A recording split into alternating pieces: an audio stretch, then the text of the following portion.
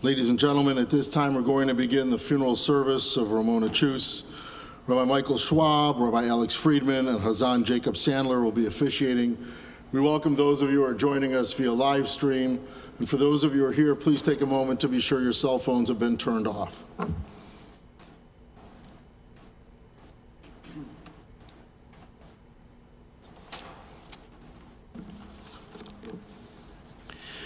Mizmor LeDavid, Adonai roi lo echsa, binot deshe yarbitzeni, al mei menuchot, al mei menuchot yenaleini.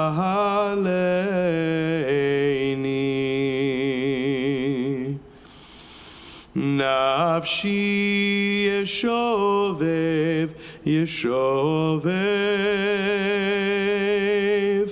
yancheini v'magelei tzedek,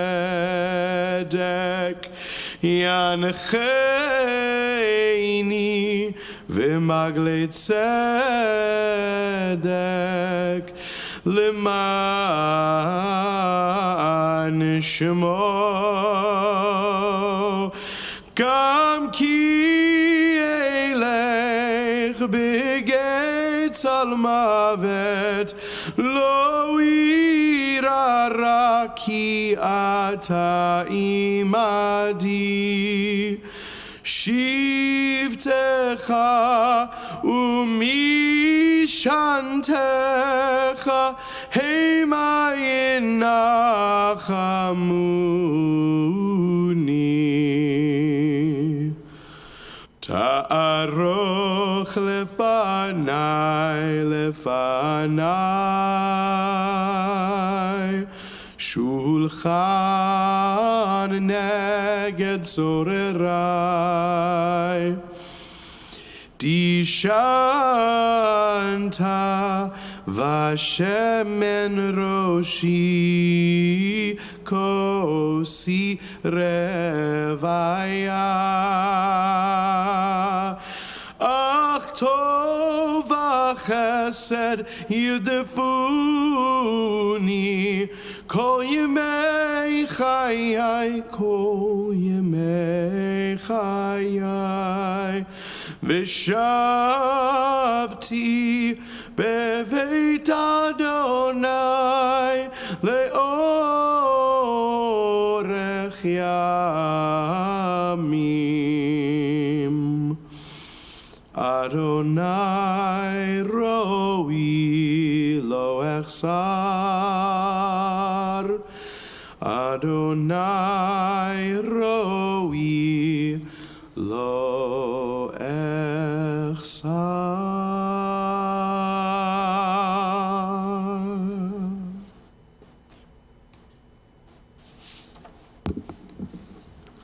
I invite you to open your funeral folder to the second page. The Chazan just chanted the 23rd Psalm in Hebrew. Let's read it together in English. The Lord is my shepherd, I shall not want. He maketh me to lie down in green pastures. He leadeth me beside the still waters. He restoreth my soul. He leadeth me in the paths of righteousness for his name's sake. Yea, though I walk through the valley of the shadow of death, I will fear no evil, for thou art with me. Thy rod and thy staff, they comfort me. Thou preparest a table before me in the presence of mine enemies. Thou anointed my head with oil, my cup runneth over. Surely goodness and mercy shall follow me all the days of my life, and I will dwell in the house of the Lord forever. I continue with a selection from Ecclesiastes, the book of Kohelet. There's a season set for everything, a time for every experience under heaven, a time for planting and a time for reaping, a time for keeping, a time for discarding, a time for loving and a time for hating, a time for embracing and a time for refraining, a time for slaying and a time for healing, a time for laughing and a time for weeping, a time for dancing and a time for wailing, a time for birthing and a time for dying, a time for speaking and a time for silence, a time for seeking and a time for losing. In this moment, this day is the time to reflect and to appreciate all that Ramona was as a mother, a grandmother, a wife, a sister, and an integral part of this congregation. This very room was really a second home for her, and it's so appropriate we gather in this space to honor her memory. And today is also the time to offer condolences and hugs and embraces to her family who are hurting, who are missing her. And we think and we extend our hugs to her children, Brenda, Serene with Brad, Raul, and we think of the late Lance, and her grandchildren, Samantha, Lizzie, Drew, Zachary, Jacob, Elijah, and Leo Dean. I invite Rabbi Schwab to continue reciting another psalm.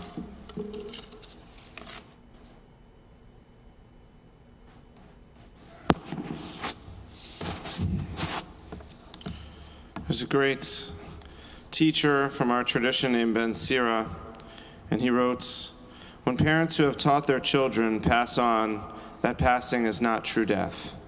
As long as the child lives, even more grandchildren, there is a part of that person that can never, ever die. When alive, a parent rejoices with her children.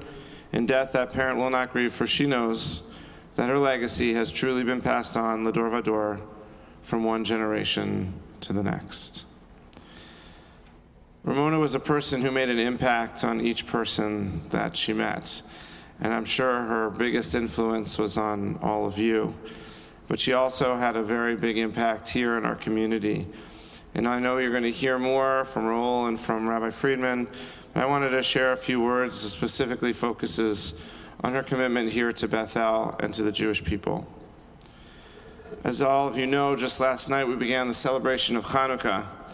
And as many of you know, this holiday is primarily about the dedication of the core of the Jewish community to their Judaism in the face of adversity and persecution. In fact, the word Hanukkah literally means dedication. And it is during this time that the Holy Temple, the precursor to the synagogue, as we're sitting in right now, was rededicated after being desecrated by the Assyrian Greeks. And thus, we celebrate. It is therefore fitting that today, the first day of Hanukkah, we celebrate the life of Ramona Choos, because dedication is exactly how I would characterize her relationship to Bethel and to Judaism more generally. Ramona was a true Ohevet Israel, a lover of Israel and the Jewish people, and her Judaism was incredibly important to her. Ramona, who was named a trustee of the synagogue for a tremendous dedication to Bethel, and who also dedicated a section in the rotunda in memory of her late husband, Warren, had been a pillar of our community for decades. I have been here for the last 21 years, and I only caught the last segment of her service. But even in my time, I witnessed her unwavering devotion to Bethel and the Jewish people. It was something to see. For example, she was extremely committed to the ritual committee, attending every meeting while healthy and participating in the sometimes passionate discussions, in parentheses, sometimes about very minor subjects that I don't think deserve that much discussion, but hey, I'm just the rabbi. As 100% Shabbat and holiday regular, she cared deeply about the ritual aspect of Bethel and wanted to make sure we preserved our commitment here at Bethel to traditional Judaism. She served on the committee with distinction for many, many years. I fondly recall that her favorite duty was on Simchat Torah, when she came early to organize the Hakafah cards with the late Jack Blumberg, assigning to congregants which round of dancing they would hold the Torah. When she was watching, no one got a hold of that Torah without one of her cards. Trust me. And with a big smile, though, she did hand out those honors to allow our community members to feel the joy of being close to the Torah on the special day. It's just an example of something that she so relished and threw her passion into. And it's something that makes me smile about her. She also had a deep respect for rabbis. I saw firsthand when I got here how she treated Rabbi Kurtz and experienced personally the love and honor she expressed towards me. And I know she felt and showed the same to Rabbi Friedman. In particular, I think she liked to learn with us. She attended uncountable classes here with the clergy and came to almost every program Bethel offered. And her love and respect for us did not stop her, though, from sharing her very strong opinions. It was never unclear how she felt on a given issue. And to be honest with you, I respected that about her. I appreciated that about her. You always knew where you stood, and that's important.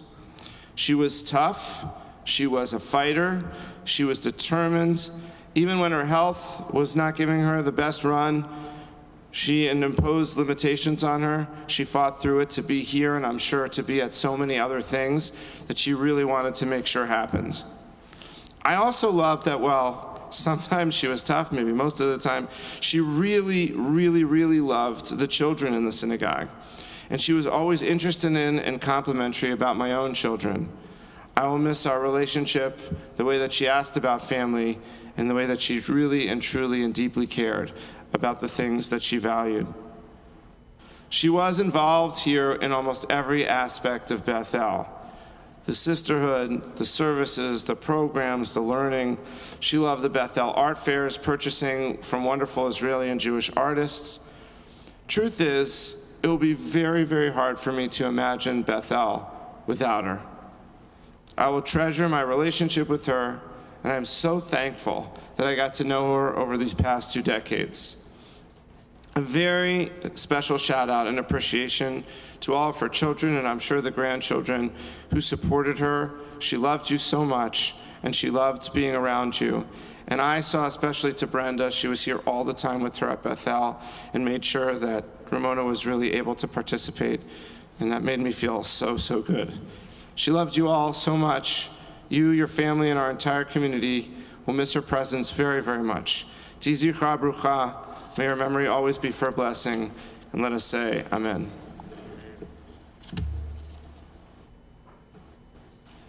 We're now going to hear words of love and tribute from her family. First, her son Raul, followed by her grandson Jacob.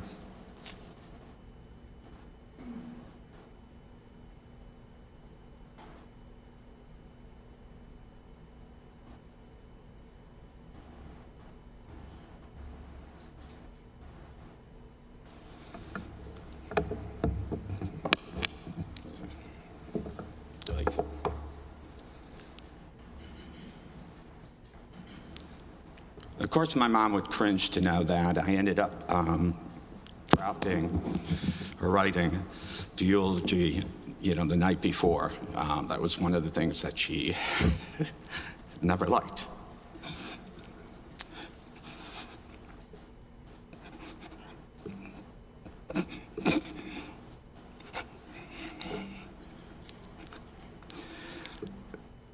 And given her age, being 97, I tried to consolidate my notes so we wouldn't be here all day.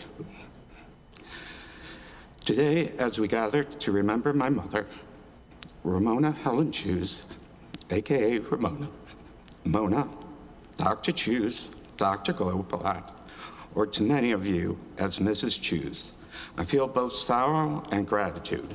Sorrow because her absence leaves a space that cannot be filled, and gratitude as she is finally at peace, no longer dealing with back pain, neuropathy, and other medical challenges.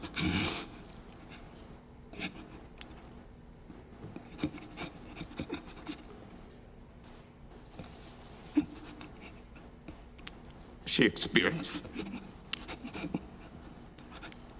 as she approached 90 and beyond. I'm blessed to have had her as my mother, a gift I will cherish for the rest of my life. My mom was born on April 16, 1928, in Chicago, Illinois, to David and Estelle Goldblatt. Her father worked for the city and was part of the Democratic machine, and her mom was a stay-at-home mother. She attended Sullivan High School in Chicago, along with her brother Marvin, and went to graduate DePaul. It's really hard to read what you have.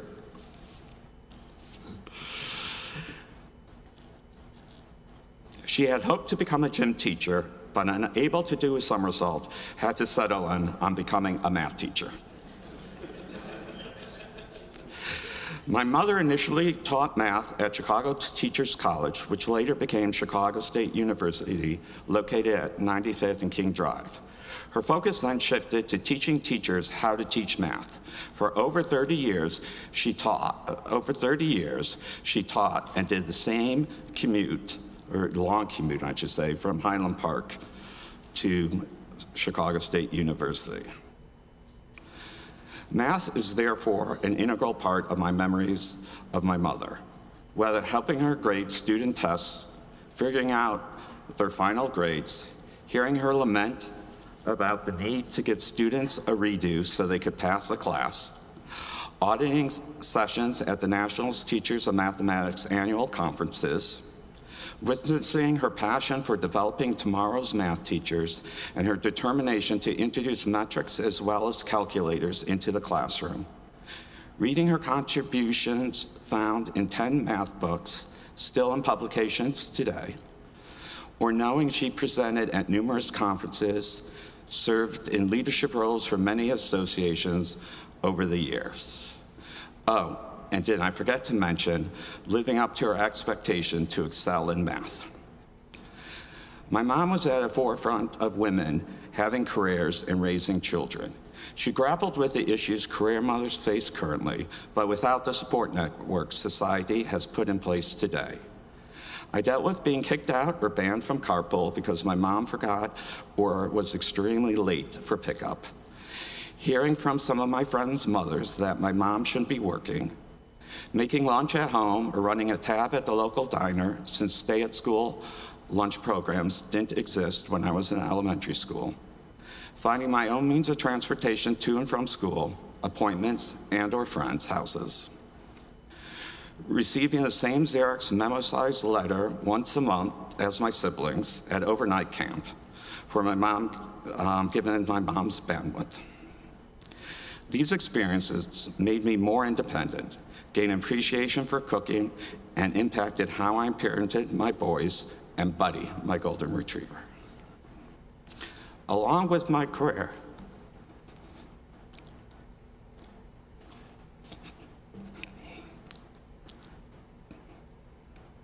family and Judaism played a significant role in my mom's life. She enjoyed hearing about her 7 grandchildren and spending time together on family vacations. She dedicated time to staying connected to her relatives staying connected to her relatives as well as those on my father's side, either by telephone, in person, or attending special occasions. She was always there when you needed her most, recovering from an accident or a major surgery, dealing with divorce, getting caught with 6 cases of beer in prep school, or just painting the garage molding at 2 a.m. after hitting it with a car so my dad wouldn't see the damage. As for Judaism, she graduated from the Sunday School Teachers Training Department from the College of Jewish Studies in 1947. She was an active member and trustee of Bethel, past treasurer, and a member of the Ritual and Education Committee. She also served on the Board of Jewish Education. Yada, yada, yada. Bottom line, she spent a lot of time on Judaism and enriching the Jewish lives of congregants and children. She was bat mitzvahed at the age of 80. No, it didn't take her 67 years to learn her Haftorah. You can check my math. It was something that was important to her. She never had the opportunity to have one.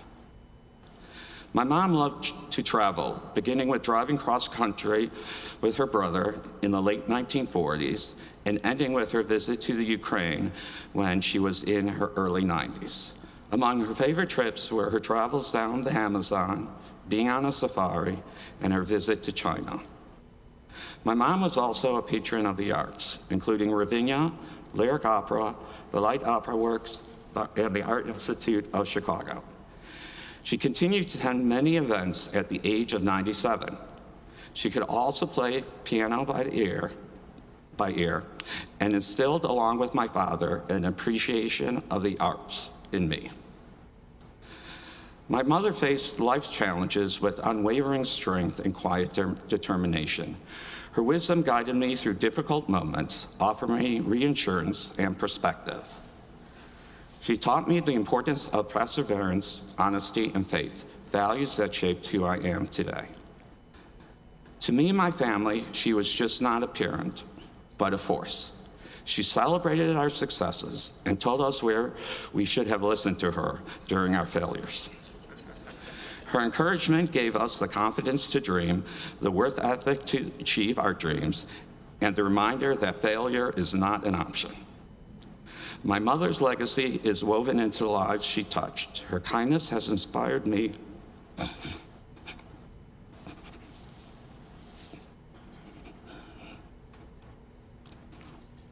to be more compassionate.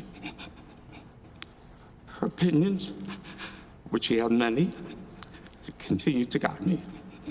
Though she is no longer with us in person, her spirit lives on in every act of love, in every memory we share. It's hard to say goodbye.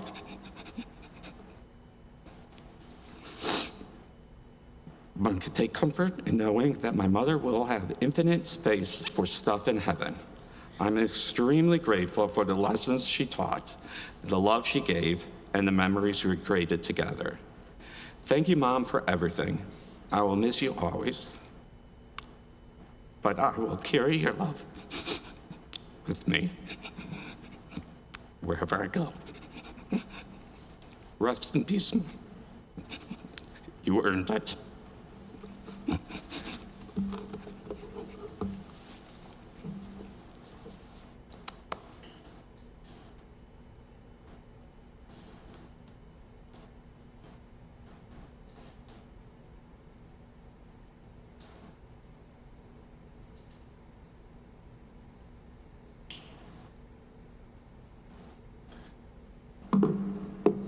Hello? Can you hear me? Okay, cool. Ooh. All right. Okay. Our grandma, or Grams as I love to call her, lived 97 full, vibrant, beautifully styled years. She loved adventure just as much as she loved her family, especially together. She had an appetite for life that never slowed down, whether it was for incredible food, her fabulous clothes, or the next extravagant, all-inclusive trip she already planned for Thanksgiving the next year. She taught us that getting older didn't mean getting quieter, smaller, or more polite about what you wanted or what you really deserved. She was a true boss lady, confident, decisive, and magnetic, naturally drawing everyone around her. Food was one of the great joys of her life. Breakfast at Walker Brothers Pancake House are some of our sweetest memories, and she devoured deep dish pizza and Chinese food like no one else. Meals with her were never just about eating. They were about the connection, the laughter, and the storytelling. From the soda fountain in the basement where we played as kids, to the Folgers coffee haggadah that somehow became tradition, food was always the backdrop to love and togetherness. Jewish holidays held a deeply special place in her heart. Being together mattered more than anything. Passover, for example, was never stiff or too formal. It was full of understated humor, song, and pure joy. She brought energy to the table, literally leading us in songs, laughing through the Haggadah, and somehow convincing every single person at the table to do the YMCA to MOSES, and how that made perfect sense. Gratitude, tradition, and togetherness were not obligations to her, they were just celebrations. Thanksgiving was especially sacred.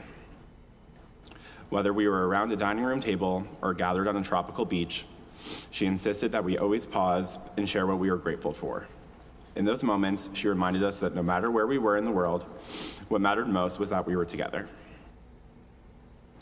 She loved the arts and believed in showing up for beauty whenever possible. Ravinia trips were a perfect example. Always with the best seats in the house, incredible music, always just people watching, and of course, there was always that reminder about all of her handicap privileges that she got. Grams was never without her sense of style. Those hats were just truly iconic. On trips, especially Thanksgiving ones, you could find her with a daiquiri in hand, soaking up the sun, wearing those hideous water shoes, or floating happily in the pool or in the ocean. She made sure that we had the best rooms, the beach views, the private pools, because being together should also be done super well. She loved adventure. Convertible rides through Highland Park in Chicago, all of our trips to Aruba, where Twinkle Bones became part of family lore, and countless moments where laughter and exploration just went hand in hand. She was proof that fun didn't fade with age, it only just got better. She was also a lifelong educator, a math teacher who believed in learning, curiosity, and structure. That care really showed up in the way that she remembered every birthday, calling each of us to sing happy birthday in her really beautiful singing voice, moments that we will just never forget. Her love for Judaism, learning, and family were woven into everything that she did. Above all, her grandchildren were the center of her world. She loved us fiercely, proudly, and completely, and we really loved her too.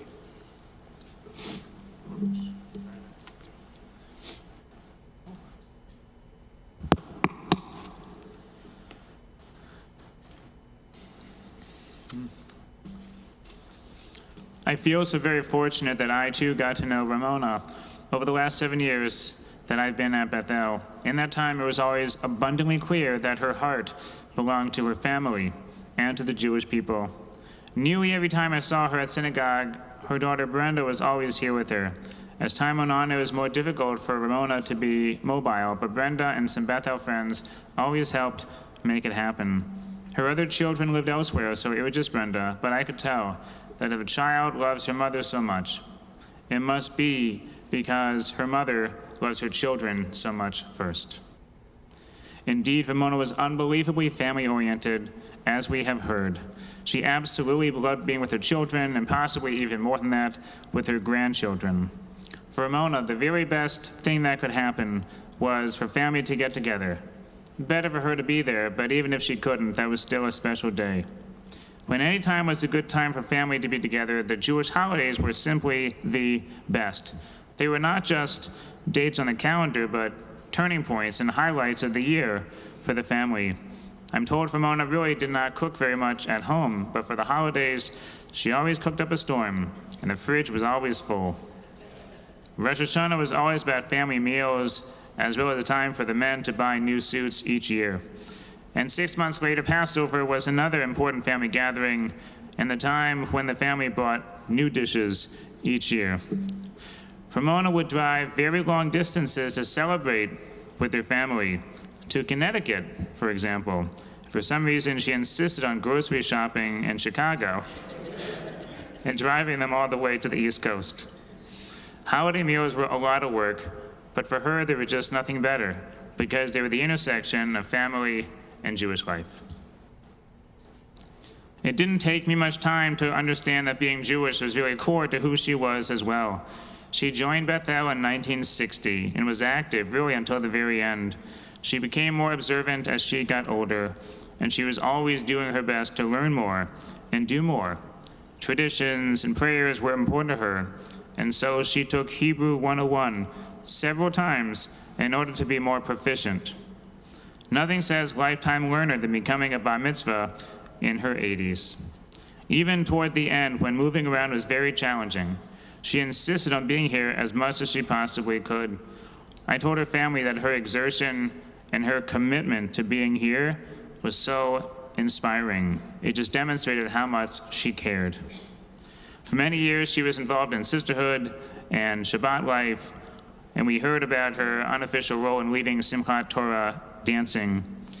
The synagogue honored her years ago by making her a trustee, and this involved her being on the bima for the beginning of Yom Kippur services in her white kittel. That was a big honor for her, and she took it very seriously. And it was nice to see her on the bima in front of the whole congregation on this important day. And a little more than a year ago, the congregation made her a prestigious Simchat Torah honoree. because of her lifetime commitment to her synagogue and community. Those were wonderful days when we honored her. And though she's no longer with us, I'm comforted by seeing the Choos family name permanently in our building and the Choos alcove outside. It just didn't take long for someone to learn this about Ramona, that her family and faith community were core parts to who she was. I learned so much more when I spoke to her family, that she was a math professor who taught students in class. She just didn't have the heart to fail anyone, so she let students redo the test again and again as much as needed. Ramona was always active and always on the move. She loved to save things, especially flowers. Kippot, centerpieces, and travel tchotchkes from trips were also favorites of hers. She raised her children to be independent, as we heard. She and her husband Warren, of blessed memory, married 47 years, did not have so many rules at home. They trusted their children, who deeply respected their parents for that in return. With Warren, it was all about raising 4 children. Their social life revolved around spending time with family, her children, as well as their own cousins. If they had some free time, they always enjoyed concerts at Ravinia. With the kids in tow, Ramona and Warren could always be sure to go out to eat after almost any activity, like going to the dentist, for example. Ramona was such a giving person to her children, her grandchildren, her students, and her congregation. As we've heard, for Ramona, the holidays were just the most important days of the year. And it's fitting that we gather here today on the first day of Hanukkah. Sadly, the world is darker today because of the horrific anti-Semitic attack in Australia yesterday. And for us here who knew Ramona and who have lost her, a bright light in our community. The message of Hanukkah is that in times of darkness, we must kindle a light. Even a single candle can drive away so much darkness. Others have in the past shared the following thought, but it's especially appropriate for here and now. An amazing thing about candlelight is that the shamash can kindle many lights without diminishing itself. In our world, if we give something to someone, typically we lose that. If I give tzedakah, I have to lose that money that I share. But the shamash can kindle so many lights, dozens of lights, and still burn equally bright on its own. And even when the shamash itself goes out, its fire continues to illuminate as the other candles burn, and on in perpetuity. And so it is with Ramona, who is truly a shamash, a guiding light for this family and this community, such a bright light who kindled so many others, a mother and grandmother who led the way for so many. During this day of increased darkness, let us, in her memory, add light to the world by being a little more like her. Yehi Zichra Baruch, may your memory be a blessing. Amen. Amen. I invite you to rise if you're able. We continue with the memorial prayer. Typically it begins Almale because of the Hanukkah festival. It begins with the words Elo Aslichot.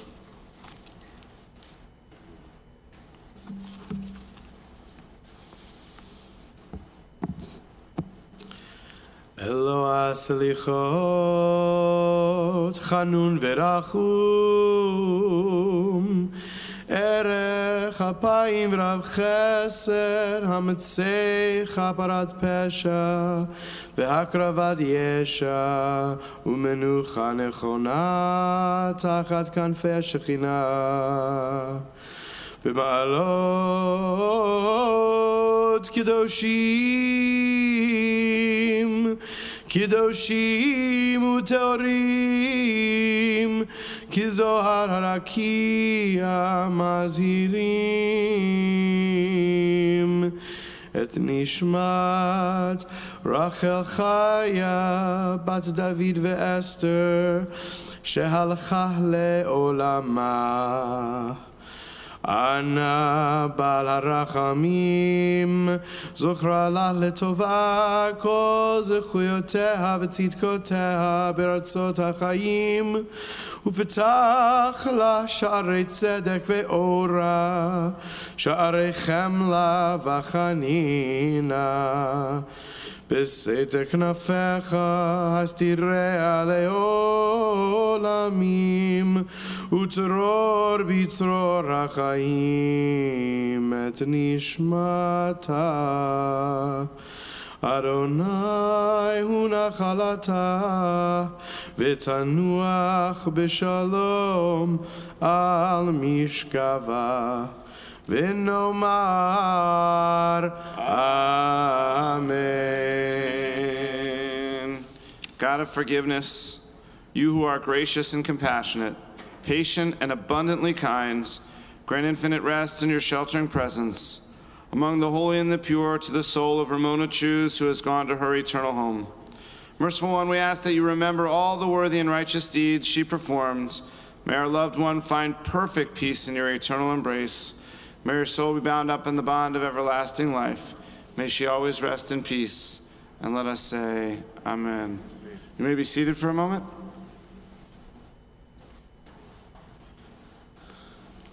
Ladies and gentlemen, the interment service will continue at West Lawn Cemetery located at 7801 West Montrose in Norwich. The family will be returning here for Shiva from 3 to 6:30 p.m. There'll be a mincha at 3:15 p.m. For those of you who will be driving in the funeral procession to the cemetery, the procession will be forming in the parking lot. Please obtain an orange safety funeral sticker placed on the right-hand side of your windshield. Have your bright lights on and your hazard lights on at all times. Memorial contributions also to North Suburban Synagogue Bethel. At this time, I invite everyone to please rise and stand in place as the pallbearers, the grandchildren, come forward to escort Ramona from the sanctuary for the last time. And then everyone is invited to their cars.